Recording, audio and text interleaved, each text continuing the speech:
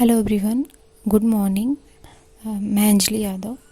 सबसे पहले तो मैं आप लोगों को और मैम को सबको बहुत बहुत बहुत थैंक यू बोलना चाहूँगी कि मेरा एडमिशन हो गया। उसमें मैम का बहुत रोल है। इनडायरेक्टली मैम ने मुझे बहुत सपोर्ट किया। Thank you so much ma'am. मैं आप लोगों को अपनी वो सारी प्रॉब्लम बताऊंगी जो मैंने फेस किया है। सबसे पहले तो हमें ये डिसाइड नहीं होता है कि हम किस टॉपिक पे काम करेंगे। हमें सबसे ज़्यादा प्रॉब्लम इस बात पे होती है कि हम कौन सा टॉपिक चूज़ करें जिसमें हमें अच्छे से पीएचडी हो जाए और अच्छा गाइड मिल जाए, और हम खुद नहीं डिसाइड कर पाते हैं कि हमें कौन सा करना है काम। इतना तो पता होता है कि हाँ, मैंने मास्टर जिस सब्जेक्ट से किया है उसी से रिलेटेड रहेगा, लेकिन मास्टर भी बहुत बड़ा सब्जेक्ट होता है उसमें। और हमारा जो पीएचडी होता है एक पॉइंट के बेसिस पे होता है, एक पॉइंट सा हमारा टॉपिक होता है, उस पर हमारी पूरी पीएचडी होती है। तो हमें टॉपिक सेलेक्ट करना बहुत प्रॉब्लम होती है। और पीएचडी में रजिस्ट्रेशन होने के पहले तक कोई भी 100% श्योर नहीं हो पाता है कि हाँ, मुझे एग्जैक्ट इसी चीज़ पे काम करना है। रैंडमली चूज़ कर लेते हैं कि हाँ, इस पे करना है, ऑलमोस्ट इसी टॉपिक पे करना है, इसी टॉपिक के अराउंड करना है, लेकिन एग्जैक्ट जो हमारी टॉपिक होती है वो हम नहीं सेलेक्ट कर पाते हैं। तो इसके लिए हम एक रैंडमली बड़ा एरिया सेलेक्ट कर सकते हैं। जैसे हमें ये सेलेक्ट कर सकते हैं कि हमें एयर पे काम करना है, या हमें सॉइल पे काम करना है, या हमें वाटर पे काम करना है। एक्चुअली हम अपना सब्जेक्ट का बता रहे हैं, आप लोग का जैसे सब्जेक्ट हो उस हिसाब से आप लोग सेलेक्ट कर सकते हो। उसके बाद हमें जिस यूनिवर्सिटी में एडमिशन लेना है उस यूनिवर्सिटी की वेबसाइट पे जाएंगे, और वहाँ पे प्रोफेसर्स की लिस्ट होती है। जिस डिपार्टमेंट में लेना उस डिपार्टमेंट के प्रोफेसर्स की लिस्ट होती है।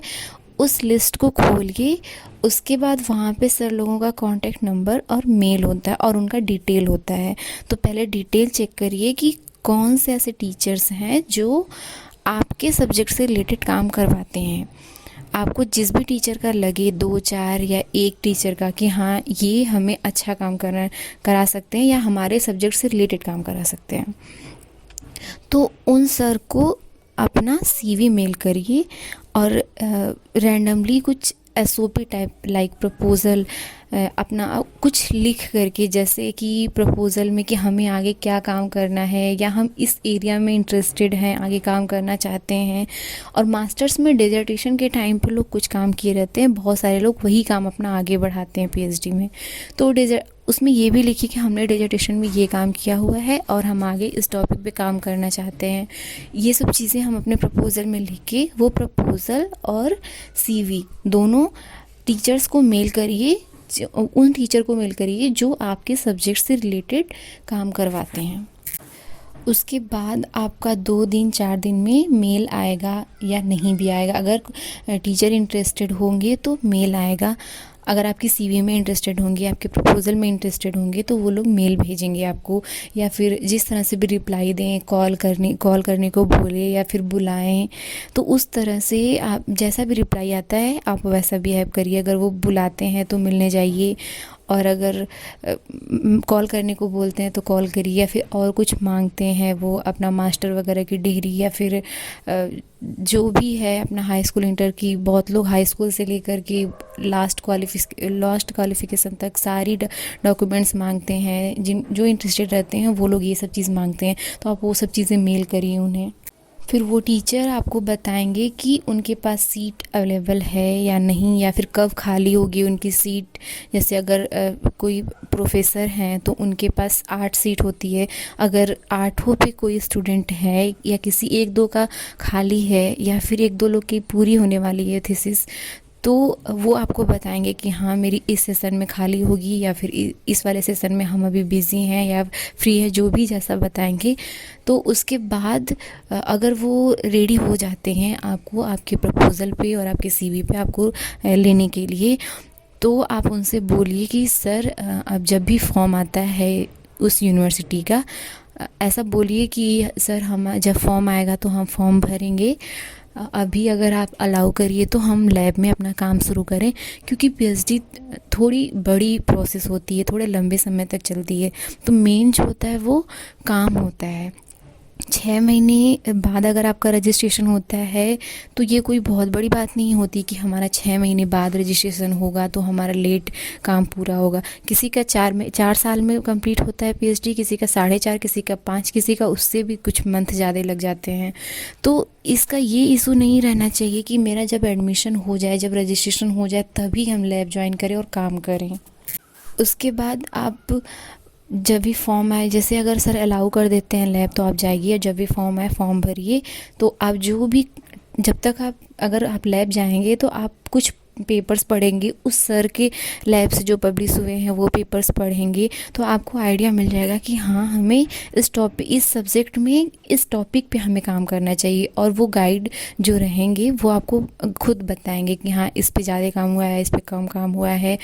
और पढ़ने से भी आपको समझ में आएगा, जितना सारा आप पेपर आप अपने ही लैब का पेपर पढ़ेंगे तो भी आपको समझ में आ जाएगा कि कितना काम हुआ है, कितना नहीं हुआ है, और कितना हमें करना चाहिए, किस टॉपिक पे करना चाहिए, वो सारी चीज़ें डिसाइड हो जाएंगी। तो उसके बाद जब भी फॉर्म आते हैं फॉर्म भरिए, आपका सिलेक्शन होगा, एडमिशन हो जाए। मान लीजिए जैसे मैंने बोला कि आप लैब ज्वाइन कर लिए, आप ये सोच करके ज्वाइन किए कि 6 महीने बाद या फिर 2 महीने बाद, 4 महीने बाद जब भी फॉर्म आया तो मेरा रजिस्ट्रेशन हो गया। 1% के लिए मैं ये बोलना चाहती हूँ कि अगर मान लीजिए बैड लग रहा, अगर नहीं हुआ रजिस्ट्रेशन तो आपका कुछ लॉस होने वाला नहीं है।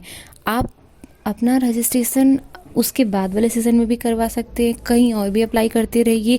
किसी एक जगह पे बैठने की ज़रूरत नहीं है। मैं जो मेल करने को भी बोली हूँ वो मैं किसी एक यूनिवर्सिटी को मेल करने की नहीं बोली हूँ। आपको जिस जिस यूनिवर्सिटी में इंटरेस्टेड हैं, जैसे बीएचयू हुआ, लखनऊ यूनिवर्सिटी हुआ, इलाहाबाद यूनिवर्सिटी हुआ, सारी का यही प्रोसीजर है कि आप उनको अपना सीवी मेल करिए और अपना काम जो करना है वो मेल करिए। उन लोगों का रिप्लाई आएगा, डेफिनेटली आएगा। और आप कॉल भी कर सकते हैं, जैसे किसी के पास कोई मेल का रिप्लाई नहीं देता है 2 दिन 4 दिन, तो आप टीचर्स को कॉल कर सकते हैं। और वेबसाइट पे सब सारे टीचर्स के नंबर रहते हैं। आप वर्किंग टाइम पे 10 बजे से शाम में 5 बजे के बीच में कॉल कर सकते हैं। तो अब जहाँ तक बहुत सारे लोगों ने पूछा कि SOP at on the spot कैसे लिखा और क्या टॉपिक सेलेक्ट किया कैसे। तो जब हम अगर 1 महीने भी, या फिर अगर हम जिस टॉपिक पर अगर हम ईयर पे काम करना चाहते हैं उस पर अगर हम 5-6 पेपर पढ़ लेते हैं तो हमें इतना तो आइडिया हो जाएगा कि हाँ पेपर कैसे लिखा जाता है। लाइक इंट्रोडक्शन हुआ, मेथडोलॉजी हुआ, और उसका एक्सपेक्टेड रिज़ल्ट हम ये लिखेंगे। तो हम ये कर सकते हैं कि जैसे हमें जो काम पता चल गया कि हाँ हमारा एयर में थोड़ा स्पेसिफिक हो जाएगा जब हम कुछ दिन पढ़ लेंगे उसमें पेपर्स वगैरह और टीचर से बात कर लिए रहेंगे। तो जैसे आप पेपर पढ़े उसके बाद आपको लगा कि हाँ इस पे कम काम हुआ है या इस पे ज़्यादा काम हुआ है, तो आप अपने गाइड को बता सकते हैं हाँ मैंने ये 4 पेपर पढ़ा या 5 पेपर पढ़ा या 10 पेपर पढ़ा, तो उस 10 पेपर में मुझे ये पता चला कि इस टॉपिक पे ज़्यादा काम हुआ है, इस पे कम। तो अगर आप सही रहोगे तो सर बोलेंगे हाँ आप सही है, अगर गलत रहोगे तो सर बताएंगे हाँ आप और भी पेपर पढ़िए।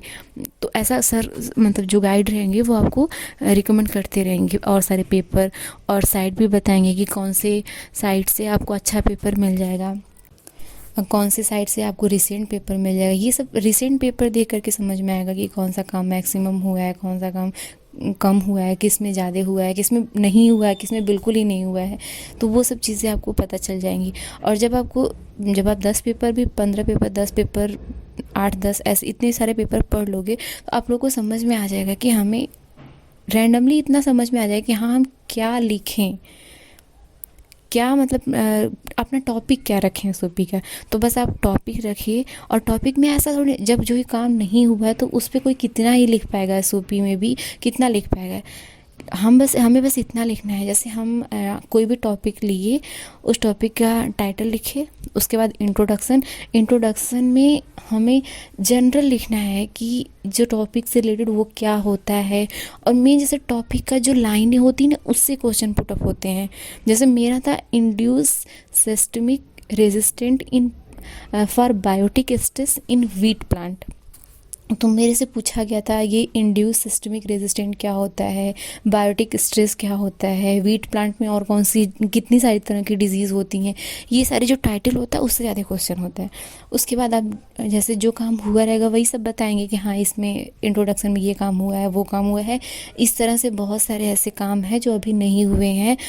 उसके बाद फिर क्या करेंगे तो उसका मेथडोलॉजी में आप कौन कौन सा मेथड यूज़ करेंगे वो सब लिखना है। जैसे मेरा था तो मैंने ये लिखा था कि मैंने बहुत जनरल में लिखा था कि जो हमें करना है वही काम, कि हम प्लांट को लगाएंगे, उसके बाद उस पर ट्रीटमेंट देंगे, बैक्टीरिया वगैरह जैसे भी है पैथोजन उसका ट्रीटमेंट देंगे, उसमें केमिकल्स का ट्रीटमेंट देंगे। अब हम ये काम तो किए नहीं हैं, अभी तो हमें करना है, तो हमें ये सब चीज़ें तो नहीं पता है कि उसका रिज़ल्ट क्या आएगा। तो हम एक्सपेक्टेड रिज़ल्ट में यही लिखते हैं कि हमारा जो रिज़ल्ट होगा हम यही उम्मीद करेंगे कि हम जिस पैथोजन से, जिस डिज़ीज़ से बचने के लिए ये ट्रीटमेंट दे रहे हैं वो डिज़ीज़ ना हो प्लांट को और अच्छा ग्रोथ हो, यही सब। अब प्रपोज़ल ऐसे लिख के सबमिट हो जाता है। उसके बाद फिर हमें इंटरव्यू का टाइम आता है। तो इंटरव्यू के टाइम पे जितने भी, जैसे हमारे टाइम पे 7 टीचर्स बैठे हुए थे, 7 प्रोफेसर थे जो इंटरव्यू ले रहे थे। तो एक हमारी फ़ाइल होती है जिसमें हमारा एसओपी होता है, उसके साथ साथ हमारी सारी मार्कशीट वगैरह का फ़ोटोकॉपी वगैरह लगा रहता है। वो सारी फाइलें एक एक करके 7 लोग के पास जाती है। उन लोगों को उसमें से जो कुछ भी पूछना होता है वो पूछते हैं। जैसे किसी का टॉपिक, जैसे आपको थोड़ा बहुत पूछा जाएगा कि आप मास्टर में क्या किए हो, कैसे किए हो, उसके बारे में बहुत थोड़ा बहुत बेसिक्स पूछ लेंगे, या फिर मतलब नहीं भी पूछें, कोई ज़रूरी नहीं है। लेकिन आपसे जितने भी क्वेश्चन होंगे, जितने भी टीचर रहेंगे वहाँ पे, सब लोग आपके एसओपी से क्वेश्चन करेंगे। कोई ऐसा नहीं होगा जो बाहर से कुछ क्वेश्चन करके और छोड़ दे। जो बाहर से भी 1-2 क्वेश्चन करेगा वो भी एसओपी से क्वेश्चन करेगा आपको। और जितने सारे टीचर्स होते हैं वो सभी लोग जो एसओपी में लिखे रहते हैं उसी से अल्टरनेट करके, जैसे मैंने लीफ का डिजीज़ के बारे में लिखा था तो मेरे से पूछा गया ऐसी कोई डिजीज़ स्टेम में भी होती है क्या, ऐसी कोई डिजीज़ रूट में भी होती है क्या, तो ये सब चीज़ें पूछी गई थी हमसे।